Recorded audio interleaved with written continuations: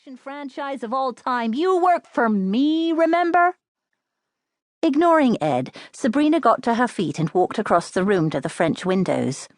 Outside her room, a lush private garden exploded with colour and scent. Bright orange, spiky ginger flowers fought for space with more traditional roses in white and yellow, and orange and lemon trees groaned with fruit beneath the perfectly blue, cloudless California sky. Then there were the views. The house was built at the top of a steep canyon, so even from the ground floor they were spectacular, across the rooftops of the exclusive Malibu colony, home to some of Hollywood's biggest, wealthiest stars, and beyond, to the endless, shimmering blue of the Pacific Ocean. If it weren't for the resolutely hospital-like furnishings in all the rooms, white metal beds, uncomfortable hard-backed chairs, you could almost imagine you were in a junior suite at the Four Seasons, and not locked up like a prisoner at Revivals, the infamous $2,000 a night rehab of choice for burned-out young Hollywood. It had been Ed Steiner who had forced Sabrina Leon to check herself into the Revivals. 2 weeks ago, Ed had driven to his client's mansion off Benedict Canyon at 8 in the morning, packed an overnight bag while she watched, and frog-marched Sabrina into his shining new Mercedes E-Class convertible. "This is ridiculous, Ed," she'd protested. Still in her party clothes from the night before, a black leather Dolce & Gabbana mini dress, and sky-high Jonathan Kelsey stilettos with heavy black makeup smudged around her eyes, Sabrina looked even more desirable and vixen-like than the tabloid caricatures that were wrecking her career. "I'm not an addict. There's nothing wrong with me."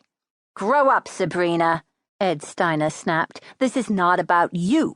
It's about your career, your image, or at least what's left of it. How many paparazzi saw you staggering out of Bardo last night looking like that?" "Looking like what?" Sabrina bristled, her sultry almond-shaped eyes narrowing into slits, like a cat about to pounce. "Looking sexy, you mean? I thought looking sexy was part of my job." Ed fought back the urge to slap his truculent 22-year-old client across her spoiled, heartbreakingly sensual face. Sabrina knew full well she had no business being in that club last night, or any club for that matter. She could be foolish and reckless, but she wasn't stupid. He started the engine. "Right now your job is to look contrite," he said crossly. "You are deeply sorry for your behavior, for what you said to Tarek Tyler. You are addressing your problems. You are asking for privacy while you heal during this difficult time. Yada, yada, yada. You know the drill as well as I do, kid, so do us both a favor and quit playing dumb, okay?" He glanced over to the passenger seat. "What the fuck is that?" In the outside zip-up pocket of the overnight bag, a bottle top was clearly visible. Pulling it out, Ed Steiner found himself clutching a half-empty bottle of Jack Daniels. Sabrina was unapologetic. "Helps me sleep. You think this is funny?"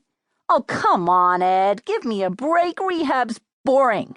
I'm not going to get through it without a drink." "You think you're Marianne Faithfull or something?" To Sabrina's consternation, Ed flung the bottle into the rosemary bushes that lined her driveway. "You think people are going to forgive you this bullshit because it's so rock and roll?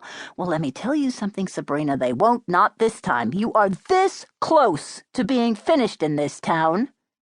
He held up his thumb and forefinger, waving them inches from Sabrina's face. "This close. Now put your fucking seatbelt on." Sabrina yawned defiantly, but she buckled up anyway, slipping on a pair of Oliver Peoples aviators to shield her eyes from the sun's early morning glare. Outwardly, she continued to play the rebel. It was all she knew how to do. Inside, however, she felt her stomach flip over, a combination of last night's excessive alcohol consumption on an empty stomach and visceral, gut-wrenching fear. What if Ed was right? What if she really could lose it all? "No, I can't. I won't let it happen. If I have to go back to my life before, I'll kill myself." The headlines of Sabrina Leon's Rags to Riches true Hollywood story